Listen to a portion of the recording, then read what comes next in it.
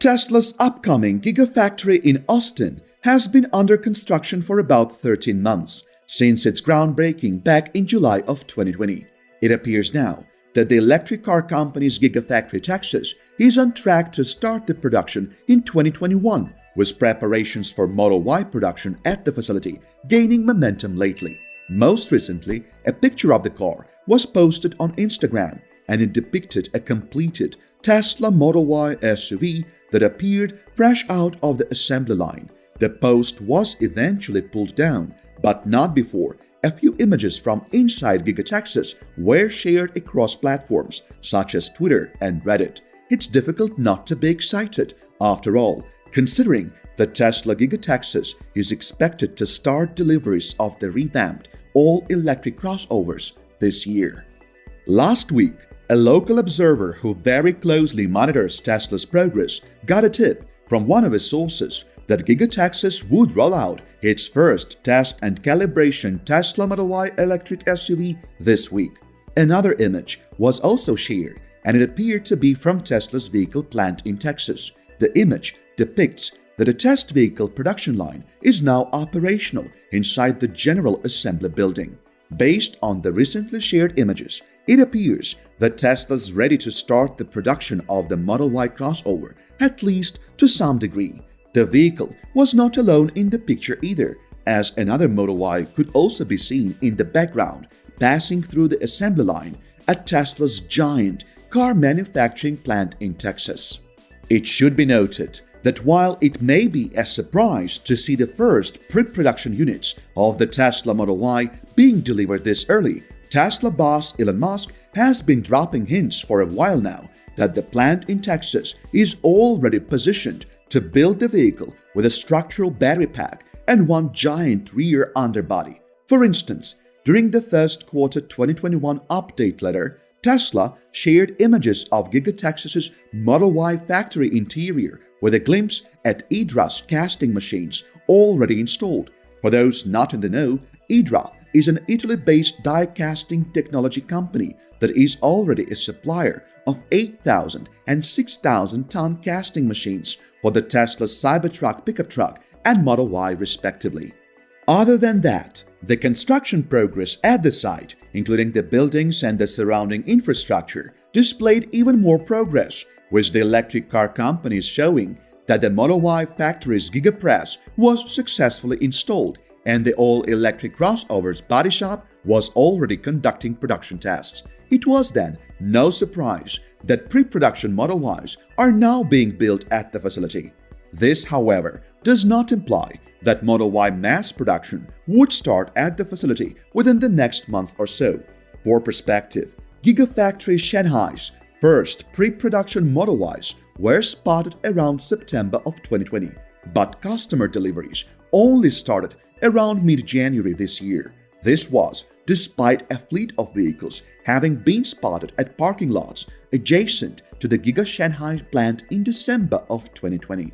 Considering a likely lead time of around 3 or 4 months, Texas-made Model Y deliveries might very well kick off around late November or late December this year. At this point, it's not yet clear whether the company will utilize its high-density 4680 type cylindrical battery cells in a Model Y right from the beginning. Since these battery cells are still not ready for volume production, there is a good chance that the Tesla Model Y SUVs built at its Gigafactory Texas will initially be powered by a non-structural battery pack and Tesla's current 2170 type battery cells. The electric vehicle maker recently seemed to be undergoing a major overhaul of its battery approach in the United States with another battery formula and form factor. Initially, Tesla was utilizing the Fremont 1865 type battery cells in its Model S and Model X cars imported from Japan. The Model 3s and Model Ys built at Gigafactory Nevada were, on the other hand, using the 2170 type round cells from Panasonic's NCA chemistry. The automaker also recently unveiled its Model Y standard range built at its Gigafactory Shanghai with lithium iron phosphate battery cells from CATL. Considering that LFP cells are relatively more affordable compared to the 2170 type cells, we can assume that many EV buyers in North America would also be interested in a budget entry-level Tesla Model Y, and so the use of LFP electric car batteries would be a great opportunity for Tesla.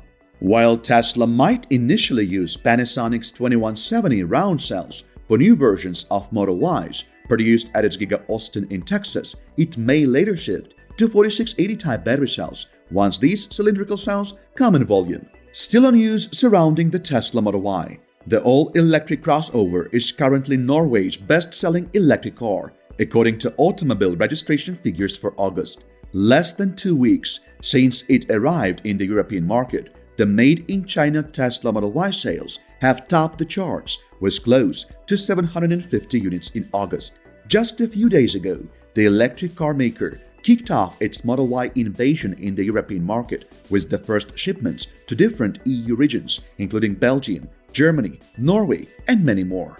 The recent sales report from Norway provides a glimpse into how well the Tesla Model Y is making a big sales splash in a key European EV market. As of this speaking, the SUV registration figures have effectively surpassed the sales for the Volkswagen ID.4 and the Ford Mustang Mach-E, which stand at around 688 units and 600 registrations respectively. The Model Y's domination in Norway's registration chart also reveals how the Model Y has earned the respect of consumers in the country. Tesla also appears prepared for the Model Y's domination in the country. It recently entered into a deal with AS Merco Ehetes Group to design and set up the second stage of its service center in Oslo by 2022. The $4.82 million contract between Tesla Norway and Merco Ehetes Group entails the renovation and reconstruction of a former logistic facility into a service center for the company's electric cars. In addition, the Tesla Model 3 has a noticeable advantage over other cars, occupying fourth place for the most popular vehicle in August thus far.